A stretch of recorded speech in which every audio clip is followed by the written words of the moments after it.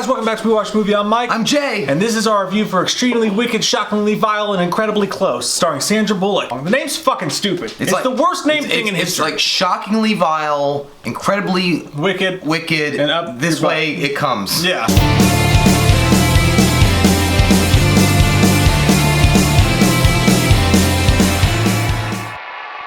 So it's Ted Bundy. It's the story of Ted Bundy. It stars Zac Efron. It's got some. It's got fucking Daniel Day-Lewis. I can't remember the first. John Malkovich. Yeah. Haley Joel Osment's in it. It's got a really good, solid cast in the movie, and it's on Netflix. Only premiered on Netflix on Friday, I think. Yeah. Wow. Yeah. I was disappointed a bit, Jim. Look, here's the thing. It's a mostly non-spoiler review. We won't get into the exact points that the film goes into if you haven't seen the film, but I mean, if you know about Ted Bundy, there's bound to be some spoilers in there somewhere, possibly, if you know anything about Ted Bundy. Here's the problem. Well, first off, I want to say this. In a positive light, Zac Efron looks just like Ted Bundy. He nailed it. And Zac Efron, I'd be alright if he won an award for this. Like, he was really, really good. Really convincing. He managed to take the little shots of Ted Bundy that you've seen before and news clippings and stuff like that and nail those fucking scenes. He was great.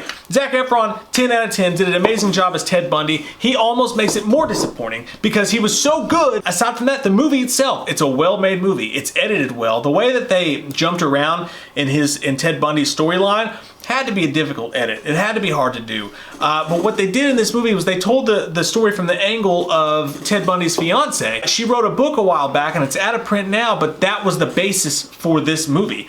And the problem is that the choices that they made in the film, that's what really was disappointing. I mean, look, the thing is, there was a movie that came out, I think it was last year, with Matt Dillon, The House That Jack Built. And that was the exploration of a serial killer that was manipulative. He was a sociopath. He had all the characteristics of a classic serial killer that Ted Bundy in real life exuded. Like he felt that he was always in control, and then he had all the right answers, and he knew how to manipulate people to make them feel a certain way, and then get in their pants and hit them with a crowbar. The thing about this movie is, though, it almost felt like in some ways they were trying to make him sympathetic in some vein or fashion. Like, look, I'm not all about like movies that just for no reason whatsoever have gore and violence for no reason. If it doesn't add to the story, like Rob Zombie's fucking guilty of that 9 times out of 10 in most of his movies.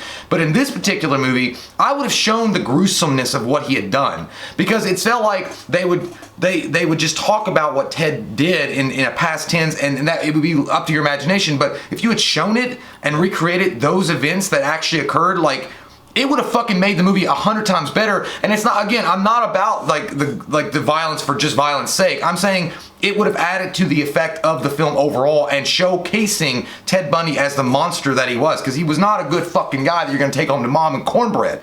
He was a nasty motherfucker that knew exactly how to get what he wanted by using his charisma and his knowledgeable facts about certain things to get exactly where you need. Yeah. So again, Matt Dillon, the Axe body spray, Phoenix Rising.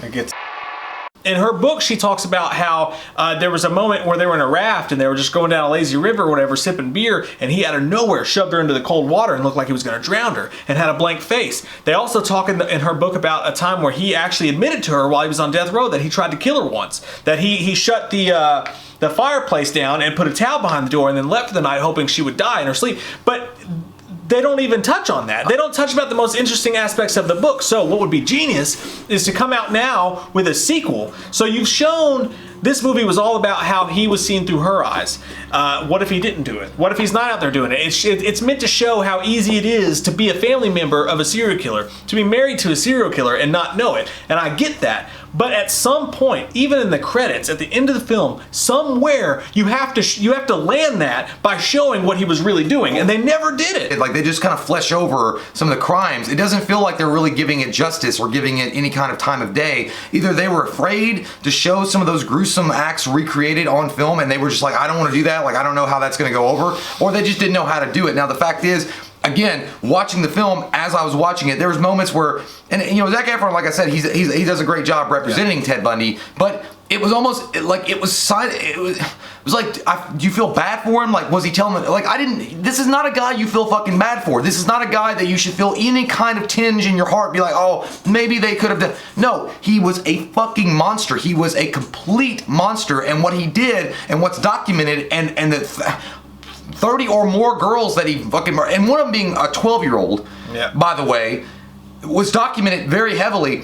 You don't show that, but instead, these are the same bitches that fucking love him, that go to the court, that would want to fuck Michael Myers or Jason. Like, they think it's cute or something. Like, this guy's not cute. He's gonna slice your tit off. He literally sliced a girl's nipple off and bit her butt cheek so fucking hard that his imprints were on her cheek when she died. Like, shit like that. Like, I would have taken that movie and made it exactly, oh, not exactly, but I would have borrowed from the shit like The House That Jack Built and make it disturbing, make it hard to watch, make it something that makes you sick to your stomach when you see it go down. And then when you see him on screen trying to be all charming and cute or whatever in the courtroom like he did, then you'll be like, no, that's a nasty motherfucker. Or have you be rooting for him the way this movie has you root for him. And again, I'm not mad at the movie in a moral sense. I'm not like, how could you dare make such a disgusting monster so likable? Because that's what he was. And that's what I don't blame the movie. The movie was trying to make him likable. They were trying to show you how easy it is to fall under his guise by giving that to the audience. But if you don't have the yin to the yang of that, then your purpose is mute.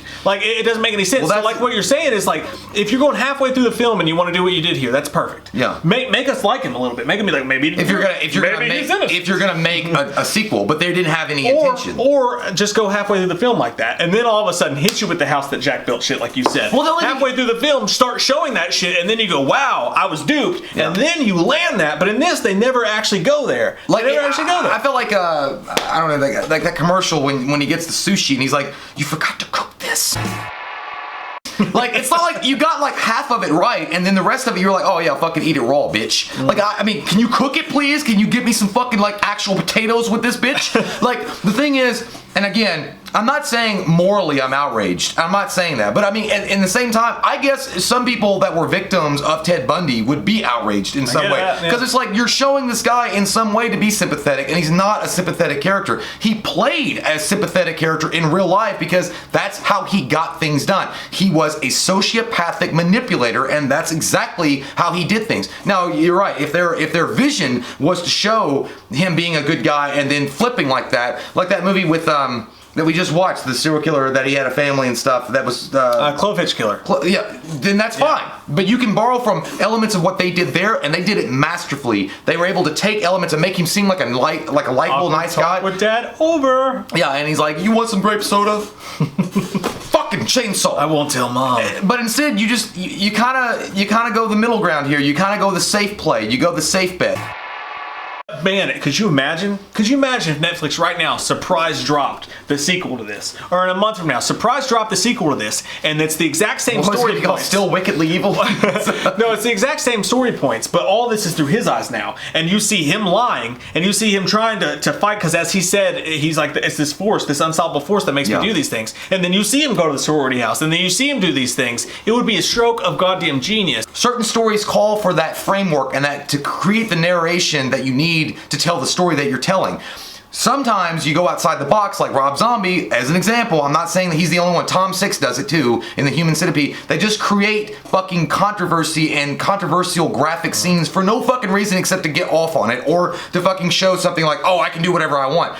This particular movie, this particular situation would call for that to create the framework of a story that they were trying to tell about a mass murderer. And that's it. Imagine this. Imagine those scenes where he's talking to his fiance and the kid, and he's being all like homey, like, I think someone's watching me outside. Like, imagine like hearing the audio of that, and he's talking to them, right? And then all of a sudden, you're still hearing the audio come out, but they go and the camera's showing you what he was doing while he was gone. Yeah. So there's no noise to the killings. There's none of that stuff going on. You see him doing these awful, vile fucking things, and meanwhile, you're hearing him talk to his family and talk to friends and be like, oh, and he sounds so nice, but you're watching him doing that. Yeah. How cool would that have been? Like superimposing the scenes on top of each other, land it, but they didn't do any of that. So ultimately, like, imagine like having, you could superimpose the images of him like laughing and playing with the kid and the wife, and then on top of that, like him going and doing murderous, like disgusting acts, and then coming home and playing with his child. Like, again, I'm just gonna say they did a great job with what they had, and they worked with it, and it was on Netflix, and it's free for everybody to watch, or like it's like $6.99 or whatever. It was a good attempt at telling that story, and Zac Efron and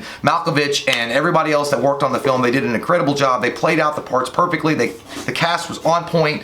And you couldn't have asked for a better Ted Bundy as far as Zac Efron playing him, because again, he fucking nailed the role. The film was done great. It's just the choices they made. The execution was great, but it was the choices they made that just didn't. You have been weighed. You have been measured. You have been found wanting. I'll give it a 6. I was gonna give it a 6.5. I mean, go check it out. Go definitely. You know, they put time and they put effort in, and it's obviously it shows. It's a good movie. It's just not the movie that I wanted, but that's my opinion. That's your opinion, and we understand. Everybody has their fucking opinion, but.